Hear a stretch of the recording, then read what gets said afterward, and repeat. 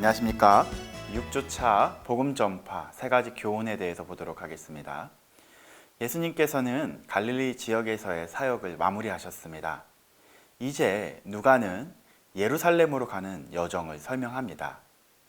예수님께서는 예루살렘으로 갈 것을 굳게 결심하시고 사마리아의 한 마을로 사자들을 보내십니다.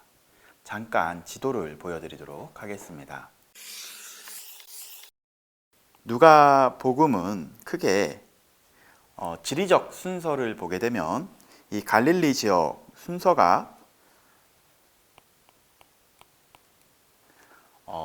저번 주까지 봤었던 갈릴리에서의 예수님의 사역에 대해서 소개하는 그 순서로 첫 번째 단계, 두 번째 단계는 갈릴리에서부터 예루살렘으로, 베들레헴 밑에가 예루살렘이 있습니다. 그 예루살렘으로 가는 여정으로 가는 순서를 오늘부터 이렇게 보실 본문이고요. 그 다음에 세 번째가 그 예루살렘에서의 일주일 동안 예수님께서 어떤 사역을 하셨는지 사역이 이렇게 세 가지 단계로 나뉘어지는 걸 볼 수 있습니다. 다시 한번 설명해 드리자면 갈릴리에서의 예수님의 사역, 그리고 예루살렘으로 가면서 어떤 일이 있었는지 사역을 소개하고요. 마지막 예루살렘에서 어떠한 사역을 하셨는지 소개를 하며 누가복음은 마무리가 됩니다. 이젠 예루살렘으로 가고자 예수님께서는 결심을 하시죠. 그리고 먼저 예수님께서는 사자를 먼저 이쪽 사마리아 지역, 이쪽이 사마리아 지역이죠. 이쪽 지역으로 먼저 보내십니다. 그런데 이 무리들이 이 사자와 이 예수님의 무리를 배척하는 걸 볼 수 있습니다. 이 배척한 이유는 무엇일까요? 바로 이 무리들이 예루살렘으로 가기 때문이었습니다. 그래서 예수님의 제자들인 야고보와 요한이 이 모습을 보고 불을 명하여 이들을 멸하라고 요청합니다. 하지만 예수님께서는 사마리아 백성이 심판받기보다는 구원받기를 원하십니다. 그래서 예수님께서 오히려 제자들을 꾸짖으신 후에 다른 마을로 이동하시는 걸 볼 수 있습니다. 이후 9장의 하반절 마지막 내용은 세 부류의 사람들을 소개합니다. 첫 번째는요, 예수님을 적극적으로 따르고 싶은 사람이 등장을 하고요. 두 번째는 예수님께서 거꾸로 나를 따르라 라고 이야기하지만 나중에 따른다고 하는 사람이 등장을 합니다. 그리고 마지막 사람은 예수님을 따르고 싶은 마음은 있으나 할 일이 많아서 예수님을 따르기에 있어서 꺼려하는 사람, 이렇게 세 사람이 등장을 합니다. 그럼 표를 잠깐 보도록 하겠습니다. 표를 보시면 예수님께서 대화하는 사람이 세 부류의 사람이 등장을 하는데요. 첫 번째는 예수님을 따르고 싶은 사람. 9장 57절부터 58절까지 등장을 합니다. 9장 57절부터 58절까지 등장을 합니다. 길 가실 때에 어떤 사람이 여짜오되 어디로 가시든지 나는 따르리이다. 예수께서 뭐라고 말씀하시냐면요, 여우도 굴이 있고 공중의 새도 집이 있으되 인자는 머리 둘 곳이 없다라고 말씀하십니다. 두 번째를 볼까요? 두 번째를 보게 되면 예수님께서 오히려 거꾸로 따르라고 한 사람이 있습니다. 59절 60절에 이렇게 나옵니다. 또 다른 사람에게 뭐라고 말씀하시냐면요, 나를 따르라 하시니 그가 이르되 나로 먼저 가서 내 아버지를 장사하게 허락하옵소서. 이르시되 죽은 자들로 자기의 죽은 자들을 장사하게 하고 너는 가서 하나님의 나라를 전파하라 라고 말씀하십니다. 세 번째 등장하는 사람은 예수님을 따르고자 하되 할 일이 많은 사람이 등장을 합니다. 또 다른 사람이 이르되 주여 내가 주를 따르겠나이다마는 나로 먼저 내 가족을 작별하게 허락하소서. 예수께서 이르시되 손에 쟁기를 잡고 뒤를 돌아보는 자는 뭐가요? 하나님의 나라에 합당하지 아니하리라 하시니라 라고 이야기합니다. 즉 첫 번째, 두 번째, 세 번째 사람에게 예수님께서는 가장 강조하고 있는 부분이 있습니다. 그 부분은 바로 하나님 나라입니다. 즉 어디에 우선순위가 있어야 하냐 하면 하나님 나라에 우선순위가 있다라는 것을 가르쳐 주시는 걸 볼 수 있죠. 많은 사람들이 그 59절, 60절의 말씀을 보고 오해하는 사람들이 있습니다. 이것은 그 시대적인 배경을 이해를 하셔야 하지만 시간 관계상 그 부분은 다시 한번 설명해 드리도록 하겠습니다. 중요한 것은 나실인에 대한 내용입니다. 나실인은 장사를 지내는 것이 허락되지 않았다. 즉 하나님의 나라의 백성들은 오히려 하나님 나라에 관심이 더 있어야 되고 하나님의 나라가 중요하다라는 것을 강조하고 있는 부분이 이 부분인 걸 볼 수 있습니다. 계속해서 내용을 보도록 하겠습니다. 이 사람들을 누가는 보여주면서 무엇을 강조했었냐면요, 하나님의 나라를 강조한 걸 볼 수 있습니다. 그 다음을 보도록 하겠습니다. 그 후 9장이 끝나고요, 10장이 시작이 됩니다. 10장에서는 예수님께서 70인을 세우십니다.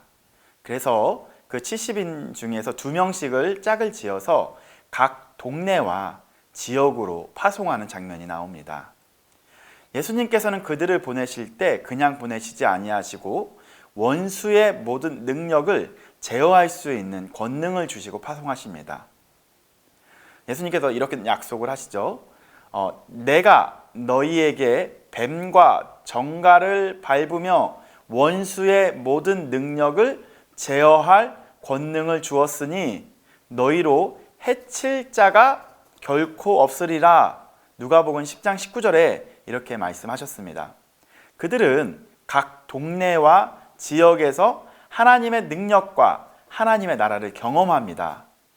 하나님의 나라의 임재는 대조적으로 어떤 거냐면요, 사탄의 나라의 패배를 설명하는 것입니다. 그래서 예수님께서는 승리하고 돌아온 70인에게 너희의 능력 때문에 기뻐하지 말고 너희들이 하나님의 자녀가 된 것에 대해서 기뻐하라라고 가르쳐 주십니다. 이 본문을 통해서 예수님께서는 하나님의 백성이 얼마나 영향력이 있느냐, 하나님의 백성이 얼마나 큰 능력이 있느냐보단 오히려 너희들이 하나님의 나라의 백성 된 그 자체로서 기뻐하라라고 이야기하십니다. 다음 본문에 이렇게 나오거든요. 그러나 귀신들이 너희에게 항복하는 것으로 기뻐하지 말고 너희 이름이 하늘에 기록된 것으로 기뻐하라라고 말씀하십니다. 우리도 일상을 살면서 내가 누구인지를 아는 것이 중요합니다. 도시라는 곳에서 우리는 살면서 많은 유혹을 겪기도 합니다. 어떤 유혹이냐면요, 이 도시에서 더 영향력 있는 사람이 돼야지, 더 큰 일을 할 수 있는 사람이 되어야지 하면서 소망하며 달려가는 걸 볼 수 있습니다. 그러나 예수님께서는 그 당시 그 시대를 살고 있었던 사람들에게 원하셨던 것은 오로지 하나님을 신뢰하고 주의 말씀을 의지하는 하나님의 백성이, 즉 하나님의 자녀가 되는 것에 관심이 있으셨던 걸 볼 수 있습니다. 다음 내용은 그 하나님의 백성으로 살아가는 대표적인 사람들에게 어떻게 살아가야 하는지 알려주십니다. 10장과 11장에는 세 부류의 사람이 등장을 하는데요. 다음 표를 보고 설명하도록 하겠습니다. 10장 25절부터 37절까지는요, 율법 교사가 등장을 합니다. 그리고 10장 38절부터 42절까지는요, 마리아와 마르다가 등장을 합니다.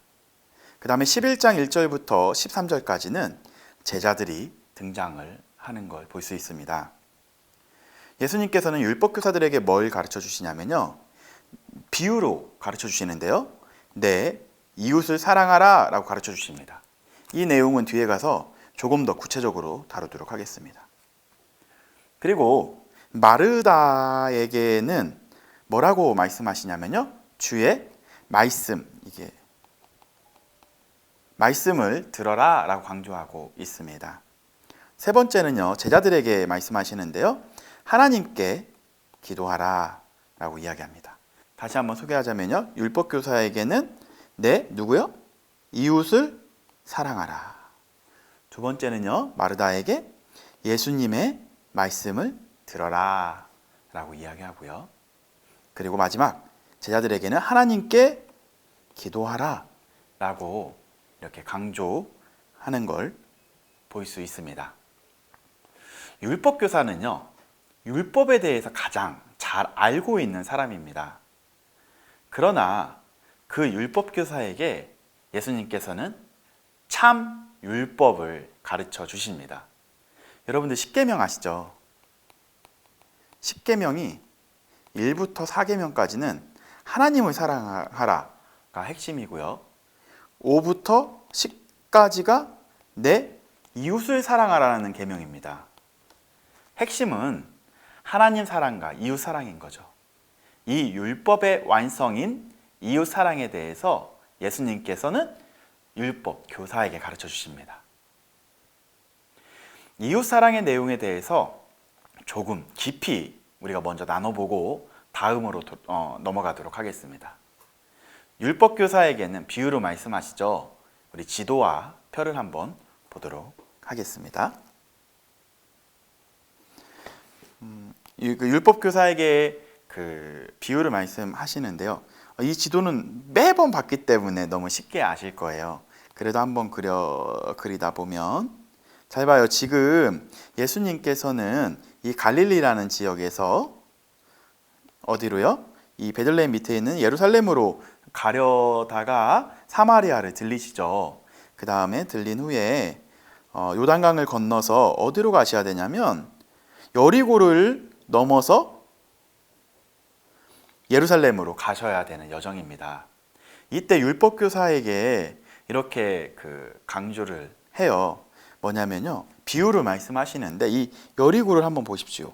여리고를 보시면 여리고가 강도가 나타나기가 가장 좋은 도시예요. 왜냐면요, 많은 디아스포라 유대인들이 예루살렘으로 가려면 제사를 지내야 하기 때문에 돈과 재물을 가지고 움직일 거예요. 왜냐하면 소와 양 그런 재물을 살 수가 없잖아요. 가지고 갈 수가 없잖아요. 그렇기 때문에 돈을 여비를 챙겨서 저쪽 예루살렘으로 가거든요. 꼭 지나가는 길은 여리고를 지나갑니다. 아까 보셨다시피 여리고는 굉장히 산악 지역이에요. 그래서 강도가 많이 등장을 하죠. 그래서 실제적인 이 시대적인 배경을 이렇게 잘 보시면서 율법교사에게 비유를 말씀하세요. 그래서 세 명이 등장을 하죠. 누구누구죠? 제사장, 그리고 레위인, 그리고 사마리아인. 이렇게 세 명이 등장을 합니다. 그런데 그들은 예루살렘에서 제사를 지내고 돌아가는 길에 여리고에서 만난 강도에 대해서 비유를 하십니다. 한번 볼게요. 표를 보도록 하겠습니다. 누가 등장을 했다고요? 제사장. 두 번째 레위인. 세 번째 사마리아인. 잘 봐요. 아까 여리고를 가다가 강도 만나 거의 죽은 누구를 그 사람을 봤는데 그 사람을 제사장은 보고 피하여 지나가다라는 표현을 써요. 다시요. 제사장은 강도 만나서 거의 죽게 될 그 사람을 보고 피하여 지나가다라는 표현을 써요. 레위인도 동일합니다. 레위인도 보고 인식적인 부분이죠. 그 다음에 보자마자 피하여 지나가다라는 단어를 써요. 그런데 이해가 돼요. 왜냐하면 제사장과 레위인은 어떤 사람이냐면 제사장은 제사를 지내는 사람이고요. 레위인은 성전 관리를 하는 사람이죠. 성전에서 일하는 사람이에요. 그런데 구약의 율법을 보게 되면 어떤 것이 있냐면요, 시체를 만지는 자는 부정한 자라고 이야기를 해요. 그래서 영 밖에 이렇게 밖에 나가야 되는 상황이 되는 거죠. 그러니까 이 사람들에게 강도 만나 거의 죽어가는 사람을 얻고 가는 것은 결코 쉽지 않아요. 왜냐하면 그 사람을 도와주다가 자기가 어떻게 될까요? 부정한 사람이 될 수 있는 거거든요. 그래서 율법을 제대로 지키려고 그 사람을 보자마자 이게 한 번에 나오지 않아요. 습관은요, 이게 그 자기가 계속 해왔었던 것을 반응적으로 드러냅니다. 보자마자 어떻게 한 거예요? 피하여 지나가다라는 걸 써요. 이 단어가 뭐냐면요, 안티, 여러분 안티크리스찬 알죠? 안티라는 단어를 써요. 안티 플러스 파라 플러스 에르코마이라는 단어를 써요. 에르코마이. 이게 뭔 뜻이냐면요, 이 파라라는 단어는 옆에라는 뜻이에요. 옆.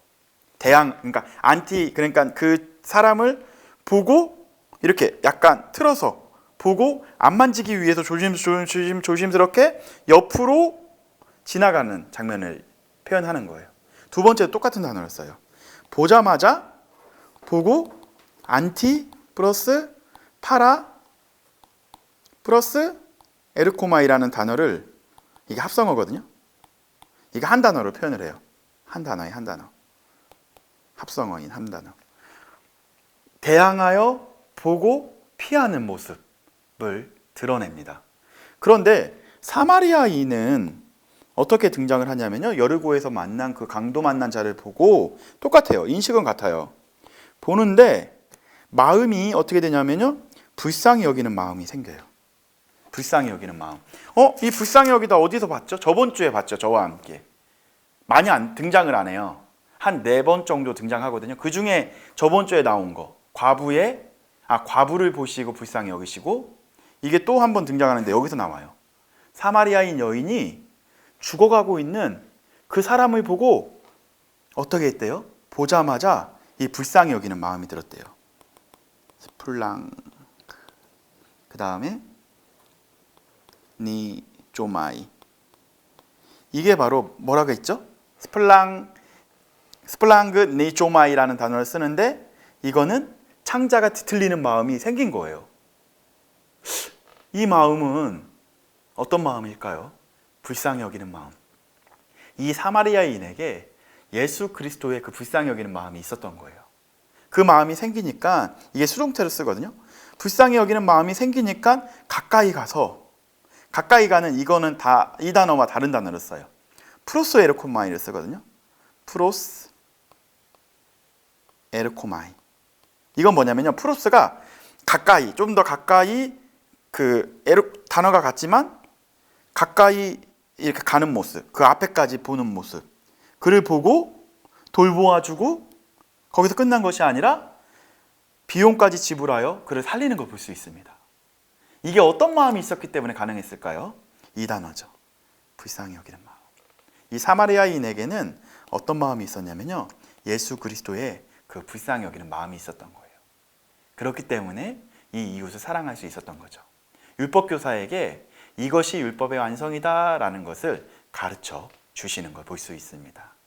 우리 그리스도인들에게도 가장 중요한 것은 얼마나 내가 능력이 있고, 얼마나 형식을 잘 지키고, 얼마나 종교적인 생활을 잘 하느냐, 그런 것보다 이 예수 그리스도의 마음이 있느냐 없느냐가 더 중요하다고 생각을 합니다. 두 번째 누구죠? 이제 마르다가 등장을 합니다. 계속해서 보도록 하겠습니다. 아까 율법교사 이야기했고요. 지금 마르다가 등장을 하죠. 그래서 마르다를 보시게 되면요, 마르다는 10장 38절부터 42절까지 등장을 하죠. 이 마르다에게도 여러 가지 일을 하기보다는 주의 말씀을 듣고 또한 주의 말씀에 집중하기 원하셨던 걸 볼 수 있습니다. 많은 일을 하기보다는 하나님의 뜻을 아는 것이 더 중요하다는 것을 가르쳐주고 있습니다. 예수님의 말씀에 집중할 것을 권면하고 있는 거죠. 마지막으로 제자들이 등장을 합니다. 제자들에게는 뭘 이야기하냐면요, 이젠 하나님께 기도하라라고 가르쳐주고 있습니다. 그 제자들은 누구보다도 기도를 많이 한 사람들일 것입니다. 하지만 그들에게 예수님께서는 기도에 대해서 가르쳐 주십니다. 기도에 대한 내용은 많이 있습니다. 여기 나오는 것을 보면 주기도문도 여기 나오고요.